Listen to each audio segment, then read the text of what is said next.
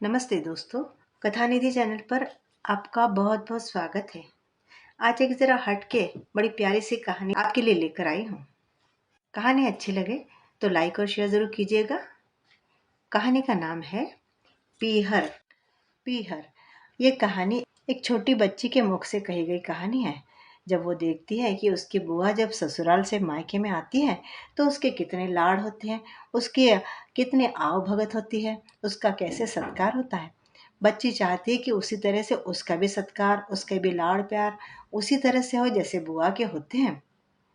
तो क्या उसका भी उसकी माँ और उसके पिताजी वैसे ही सत्कार करते हैं जैसे बुआ मेहमान बनकर आती है तब किया जाता है। चलिए कहानी में सुनते हैं। शादी के बाद मैं पहली बार मायके आई थी। माँ दरवाजे में इंतजार करती खड़ी थी। उसके हाथ में रोटी थी। जैसे ही मैं दरवाजे में पहुंची तो माँ ने मेरे ऊपर से रोटी वार के साइड में फेंक दी, मेरे पाँव पे पानी डाला, फिर मुझे अंदर आने दिया। मैं दादी के चरण स्पर्श करके बैठी दादी के पास में, तभी माँ पानी का ग्लास लेकर मेरे पास में आ गई। अरे माँ, मैं ले ली थी ना। अरे अब तू पहली बार तो मायके आई है। ये कहते हुए माँ और दादी एक दूसरे की तरफ देखकर हंसने लगी। हंसते हंसते मैंने भी उनकी तरफ देखा और हंसते हंसते हम तीनों की आंखों में पानी आ गया। मुझे यकीन है कि मेरी ही तरह माँ और दादी भी हमारे विगत स्मृतियों में खो गई थी। मैं जब छोटी थी तब की बात है। हमारे यहाँ हर साल बुआ जी छुट्टियों में 4-5 दिन रहने के लिए आया करती थी। बुआ आती तो मुझे बहुत अच्छा लगता, क्योंकि बुआ मेरे खूब प्यार करती, लाड़ करती। वो आती तो खूब घर में भी मजे होते थे। वो आने से पहले एक पत्र डालती थी। उस समय पत्रों का ही तो जमाना था। दादी मुझे इतनी बार वो पत्र पढ़ने के लिए बोलती। उसके बाद में घर में माँ बुआ के स्वागत की तैयारियों में कामों में लग जाती। क्या क्या तो बनाती थी माँ। लड्डू बना के रखती, चिवड़ा बना के रखती, चकलियाँ बना के रखती, तरह तरह के अचार और चटनियाँ भी बना के रख लेती। खूब कुछ कुछ चीजें बना के रखती। उसी में दादी लगातार कोई न कोई सूचना देती रहती। बुआ को लेने के लिए पापा स्टेशन पे जाया करते। जैसे ही बुआ घर के दरवाजे में पहुंचती तो माँ उसके ऊपर से रोटी वार के बाजू में फेंक देती। उसके बाद में ही बुआ घर में आती। फिर बुआ घर के अंदर आने के बाद में तो खूब मजे होते थे। माँ बुआ को एक भी काम नहीं करने देती। पानी तक हाथ में लाके दिया करती।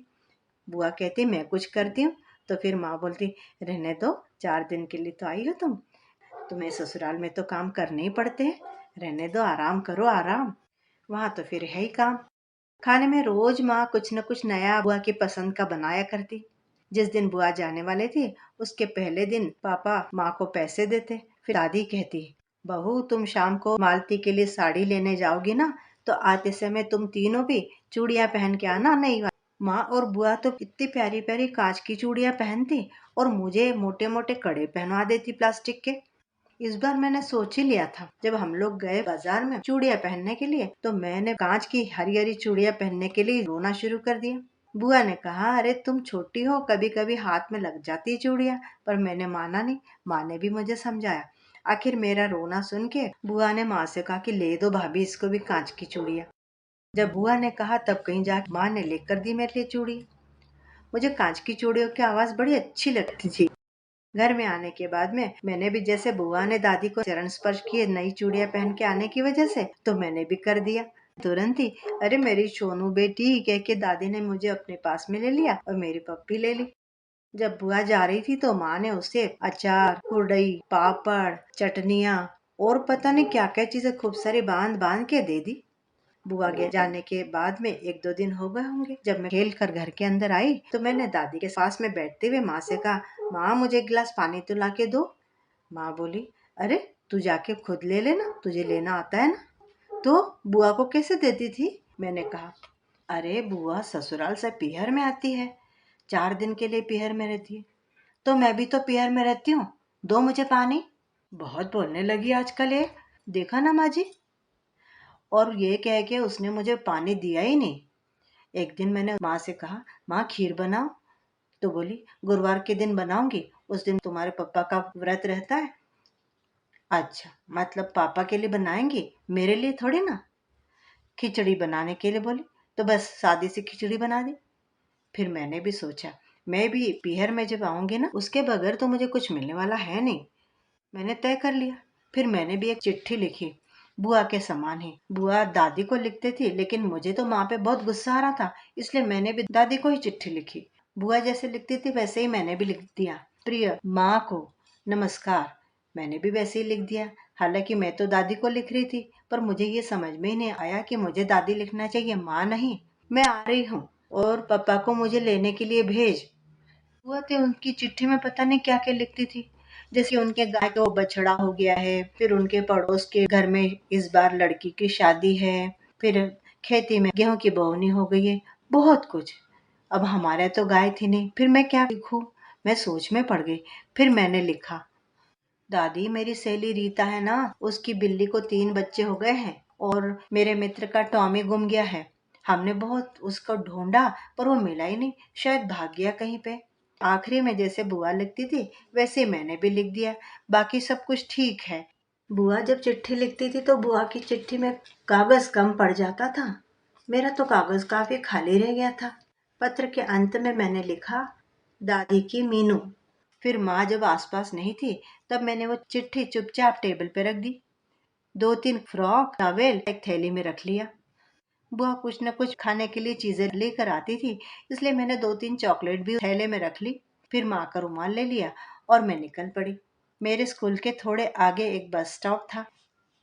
मैं कई बार वहां पे जाती थी।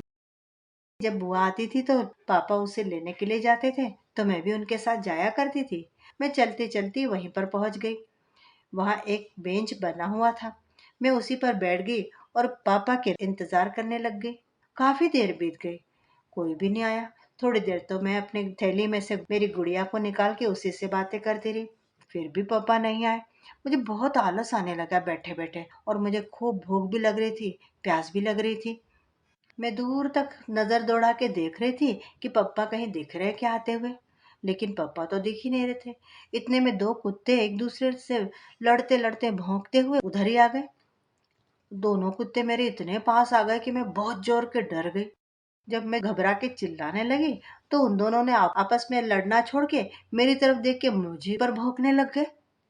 मैं बहुत घबरा गई और मैं बेंच से छलांग लगाकर उतर गई और दौड़ने लग गई। मैं जब घबरा के दौड़ रही थी तो बीच में एक पत्थर पड़ा था जो मुझे दिखा ही नहीं। मैं उससे टकरा के जोर से गिर गई। अब तो मेरा रोना जोर जोर से शुरू हो गया।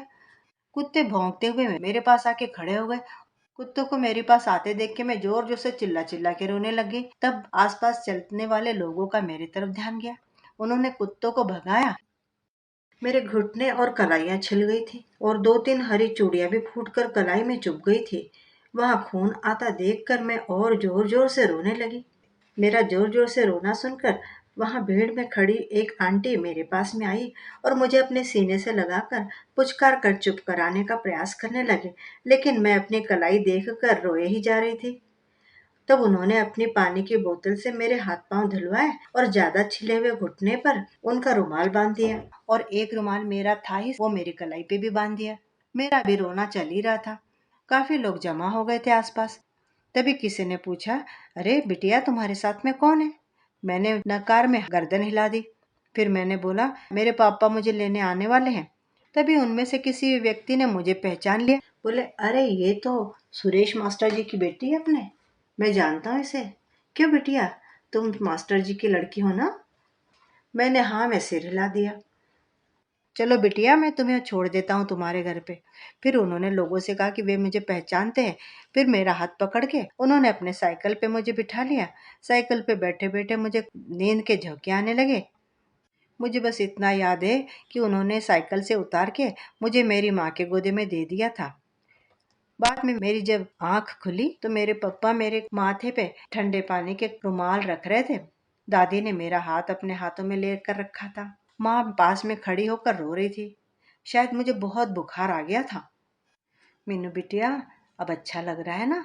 पापा ने पूछा। माँ ने दूध और बिस्किट खाने के लिए लाकर दी, फिर दवाइयाँ दे दी।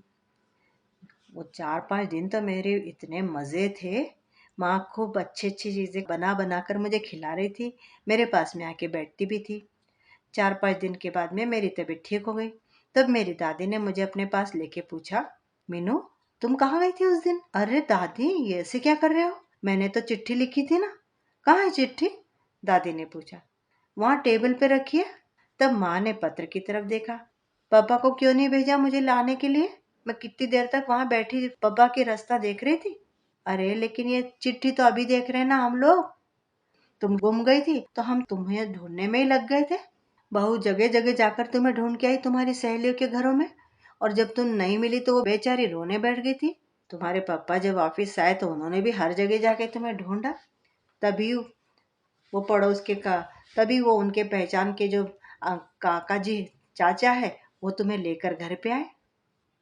वरना पता नहीं क्या होता, हम कितनी देर तक परेशान होते और तुम भी।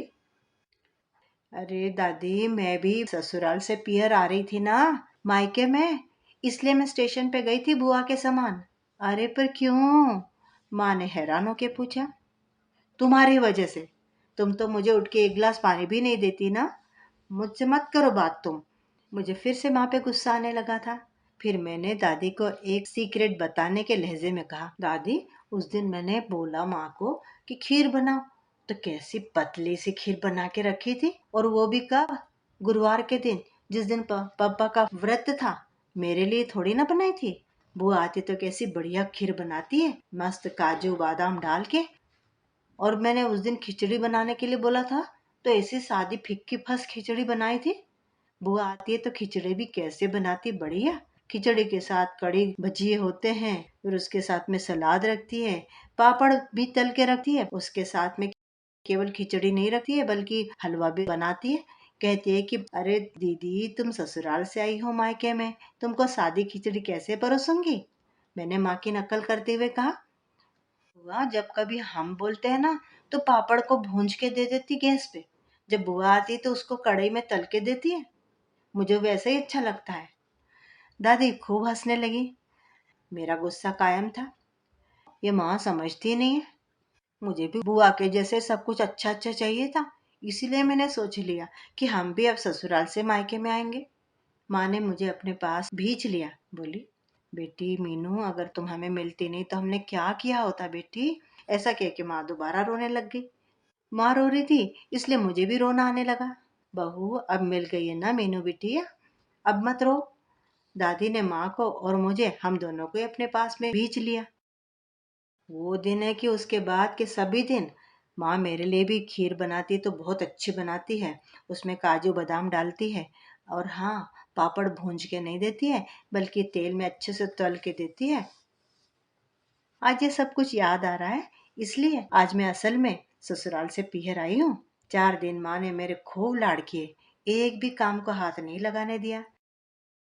अभी 8 दिन पहले ही तो मेरी शादी हुई थी और मैं अपने ससुराल गई थी। तब भी पापा 2 थैलियों में सामान भर भर के ले आए। उसमें मेरे पसंद की सारी चीजें भरी हुई थी।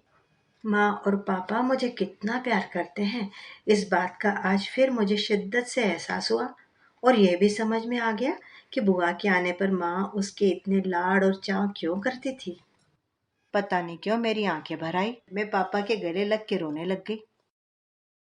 मित्रों, अभी आप सुन रहे थे कहानी पीहर। उम्मीद करती हूँ कि कहानी आपको अच्छी लगी होगी।